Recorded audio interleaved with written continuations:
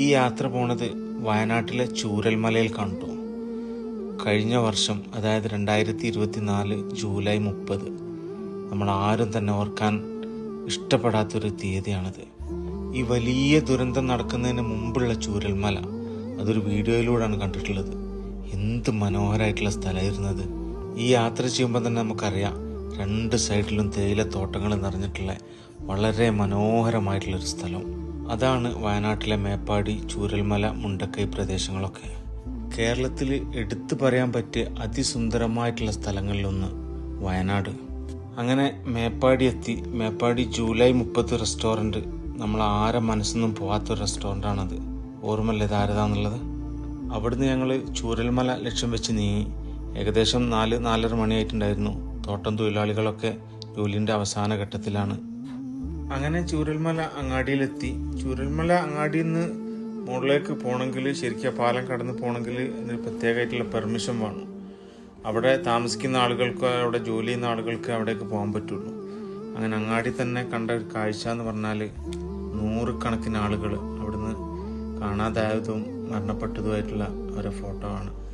പ്രായമുള്ളവരും സ്ത്രീകളും കുട്ടികളും എല്ലാവരും ഉണ്ടായിരുന്നു. അല്ലാതൊരു മനസ്സിനെ വേദനിപ്പിക്കുന്ന ഒരു കാഴ്ചയാണത്. അതിൻ്റെ മുകളിൽ പ്രവർത്തിക്കുന്ന ട്രീ വാലി റിസോർട്ടിൻ്റെ ജീപ്പായിരുന്നു ഞങ്ങളെ കൊണ്ടുപോകാൻ വേണ്ടി വന്നത്. അങ്ങനെ അതിലൂടെ നമുക്കറിയാം, ഈ പാലം നമുക്കെല്ലാവർക്കും വലിയ പരിചയമുള്ളൊരു പാലം തന്നെയാണ്. നമ്മൾ കണ്ടതാണ് അന്ന് നമ്മുടെ പട്ടാളത്തിൻ്റെ ദ്രുതഗതിയിൽ ഈ ഒരു പാലം പണിഞ്ഞതൊക്കെ. ആ പാലത്തിലൂടെ ഞങ്ങൾ മെല്ലെ അക്കരയ്ക്ക് നീങ്ങി. ഒരുപാട് ആളുകൾ അവിടെ കാണാൻ വരുന്നവരും അല്ലാതെയൊക്കെ ഉണ്ട്. പെർമിഷൻ എടുത്തിട്ട് പോകുന്നവരും, മുകളിൽ അവരെ താമസിക്കുന്നവരൊക്കെ ഉണ്ട്. അവിടുത്തെ ജോലിക്കാരുണ്ട്, എല്ലാം ഉണ്ട്. ഈ പാലം ഇങ്ങനെ കടക്കുന്ന സമയത്തൊക്കെ ഓർമ്മ വരുന്നത് അന്നത്തെ കാഴ്ചകളാണ്.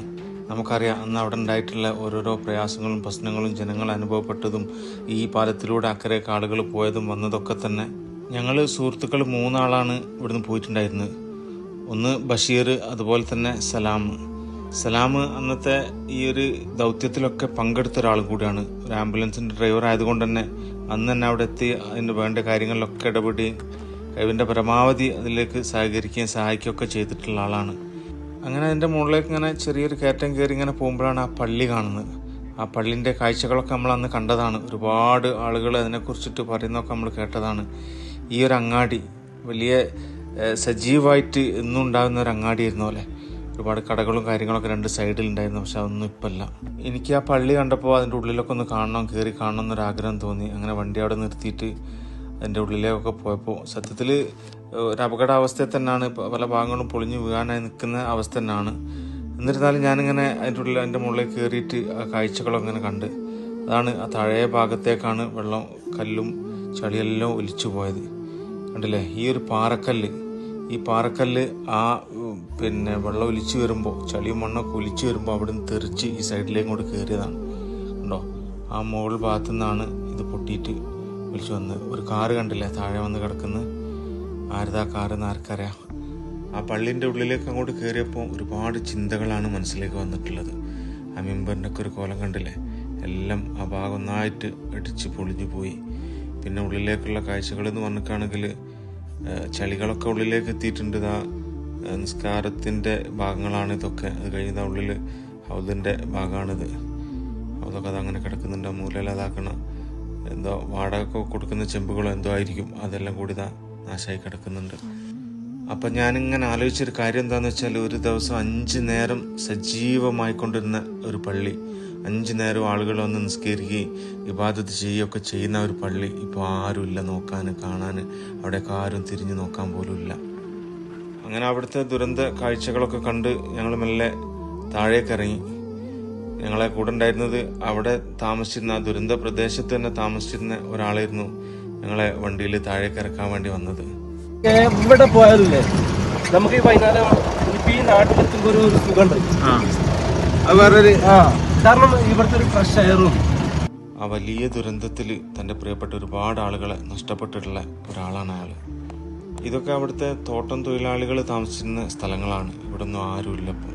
പിന്നെ ഞങ്ങൾ പോയത് മേപ്പാടി ഗ്രാമപഞ്ചായത്ത് ഹൃദയഭൂമിയിലേക്കാണ്. വല്ലാത്തൊരു കാഴ്ചയാണ് അവിടെ. ഇതുപോലുള്ള ഒരു സ്ഥലം നമ്മൾ ഈ ഭൂമിയിൽ വേറെ ഉണ്ടോ എന്നുള്ളത് സംശയമാണ്. അങ്ങനെയുള്ള സ്ഥലത്താണ് ഞാനിപ്പോൾ ഉള്ളത്. നമ്മളെ വയനാട് മുണ്ടക്കൈ ദുരന്തത്തിൽ മരണപ്പെട്ടിട്ടുള്ള നാനാ മതസ്ഥരായിട്ടുള്ള ആളുകളെ മറവ് ചെയ്തിട്ടുള്ള ഈ ഒരു സ്ഥലം. ഇവിടെ വന്നാൽ ഈ കാഴ്ചകളൊക്കെ കണ്ടാൽ, ഈ ഭൂമിയിലെ കാഴ്ച എന്ന് പറഞ്ഞാൽ മനുഷ്യരായിട്ടുള്ള നമ്മളെ ഒരുപാട് ചിന്തിപ്പിക്കുന്ന കാഴ്ചകളാണ്. കാരണം ഹിന്ദുവും മുസ്ലിമും ക്രിസ്ത്യനും ആണും പെണ്ണും പണമുള്ളവനും ഇല്ലാത്തവനും എല്ലാവരും, കുട്ടികളും എല്ലാവരെയും, അവരെ ശരീരം മുഴുവനായിട്ടുള്ളവരുണ്ട്, പകുതിയായിട്ടുള്ളവരുണ്ട്, ചെറിയ ചെറിയ ഭാഗങ്ങളായിട്ടുള്ളവരുണ്ട്, എല്ലാം അതാ ഈ ഒരു ഭൂമിയിൽ അടക്കിയിട്ട് പടച്ചോൻ നമ്മൊക്കെ കാണാൻ വേണ്ടിയിട്ട്, കണ്ട് പഠിക്കാൻ വേണ്ടിയിട്ട് ഇതൊക്കെ ഒരുക്കി തന്നതാണോ എന്ന് തോന്നിപ്പോവും. അത്തരത്തിലുള്ള ഒരു ഭൂമിയാണ് ഹൃദയഭൂമി എന്ന് പറഞ്ഞത്. ഇതുപോലൊരു ഹൃദയഭൂമി നമ്മളെ ഈ ലോകത്ത് മറ്റെവിടെങ്കിലും ഉണ്ടാവുമെന്ന് ഞാനൊന്ന് ഓർത്തുപോയി. കാരണം ഓരോരുത്തരും അവരവരെ വേണ്ടപ്പെട്ടവരെ മറവ് ചെയ്ത സ്ഥലങ്ങൾ വന്നിട്ട് പറ്റുന്ന രീതിയിലൊക്കെ അവർ പരിപാലിച്ചു പോകുന്നുണ്ട് ഇപ്പോഴും. ഈ കാഴ്ചകളൊന്നും നമുക്ക് കണ്ണ് നിറഞ്ഞിട്ടല്ലാതെ നമുക്ക് കാണാൻ കഴിയില്ല. 3 സഹോദരങ്ങൾ, അവർ 3 ഇതിലാണ് കിടക്കുന്നത്. അവരെ വളരെ പ്രിയപ്പെട്ടവരാരോ അവർക്ക് വേണ്ടിയിട്ടുള്ള കളിപ്പാട്ടങ്ങളൊക്കെ അത് അതിൻ്റെ മുകളിൽ കൊണ്ടുപോയി വെച്ചിട്ടുണ്ട്. അതുപോലത്തെ ഒരുപാട് ഹൃദയം നുറുങ്ങുന്ന കാഴ്ചകൾ മാത്രമേ അവിടെ ഉള്ളൂ. ഹിന്ദുവും മുസ്ലിമും ക്രിസ്ത്യനും ജാതിയും മതവും പറഞ്ഞ് അടികൂടുന്ന ഈ ഒരു കാലഘട്ടത്തിൽ രാമനും റഹ്മാനും തോമസും ഒക്കെ ഒരു പറമ്പിൽ അപ്പുറത്തും ഇപ്പുറത്തും ഇങ്ങനെ അന്തി ഉറങ്ങുന്നൊരു കാഴ്ച, ഇതൊക്കെ നമ്മളെ ജീവിതത്തിൽ വലിയൊരു പാഠം നമുക്ക് കാണിച്ചു തരുന്നുണ്ടെങ്കിലും തൽക്കാലം നമ്മളൊക്കെ അത് ഓർക്കും, പിന്നെ നമ്മളൊക്കെ മറക്കൂലേ. അതല്ലേ കഴിഞ്ഞ കാലങ്ങളിലൊക്കെ നമ്മൾ കണ്ടത് അല്ലേ. ഈ കാഴ്ചകളൊക്കെ കണ്ടിങ്ങനെ തിരിച്ച് താഴേക്ക് ഇറങ്ങുന്ന സമയത്ത് എൻ്റെ മനസ്സിലേക്ക് വന്ന ചിന്തകൾ എന്താണെന്ന് വെച്ചാൽ, നമ്മളൊക്കെ മാതാപിതാക്കൾ അല്ലെങ്കിൽ അവരെ ഉപ്പമാർ ഉണ്ടാക്കിയിട്ടുള്ള സ്വത്തുക്കൾ, അതിനു വേണ്ടിയിട്ട് ഇപ്പോഴും അടികൂടുന്ന എത്ര മക്കളുണ്ട്, എത്ര കുടുംബങ്ങളുണ്ട്.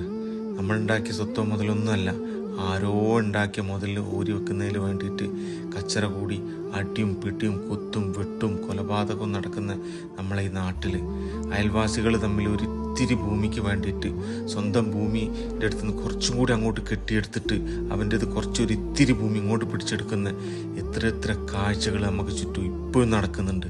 അവരൊക്കെ ഇതൊക്കെ ഒന്ന് കാണണം. ലക്ഷക്കണക്കിന് ഉറുപ്പ്യ മുടക്കിയിട്ട് വീടുകളും സമ്പാദ്യങ്ങളും ഉണ്ടാക്കിയത് എല്ലാം ഒരു നിമിഷം, ഒരൊറ്റ മണിക്കൂർ കൊണ്ട് എല്ലാം ദരിദ്രനായി മാറിയ ഒരുപാട് ആളുകളെ കാഴ്ചകളാണ് നമുക്കിവിടെ കാണാൻ കഴിയുക. ഇത്രയേ ഉള്ളൂ ഭൂമി, ഇത്രയേ ഉള്ളൂ നമ്മളെ ജീവിതം എന്നൊക്കെ പറഞ്ഞാൽ നമ്മളെല്ലാവരും മനസ്സിലാക്കേണ്ട ഒരു കാര്യമാണത്. ഈ അങ്ങാടിൻ്റെ ഒരു പഴയ വീഡിയോ നിങ്ങളൊക്കെ കണ്ടിട്ടുണ്ടാവും. എന്ത് സജീവമായിട്ടുള്ളൊരു അങ്ങാടിയായിരുന്നു അല്ലേ. വൈകുന്നേരങ്ങളൊക്കെ ആയി കഴിഞ്ഞിട്ടാണെങ്കിൽ ആളും ബഹളും, പണി കഴിഞ്ഞ് വരുന്നവരും പോകുന്നവരും, വണ്ടിയും കച്ചവടക്കാരും സാധനങ്ങളൊക്കെ വാങ്ങി വീട്ടിലേക്ക് പോകുന്നവരും, അമ്പലവും പള്ളിയും എന്തൊക്കെ ഉണ്ടായിരുന്നൊരു അങ്ങാടിയാണിപ്പോൾ. ഇപ്പോൾ അവിടെ ആകെ 2-3 കടകളുണ്ട്, വളരെ കുറഞ്ഞ ആളുകളുണ്ട്, ലൈറ്റും വെളിച്ചമൊന്നുമില്ല.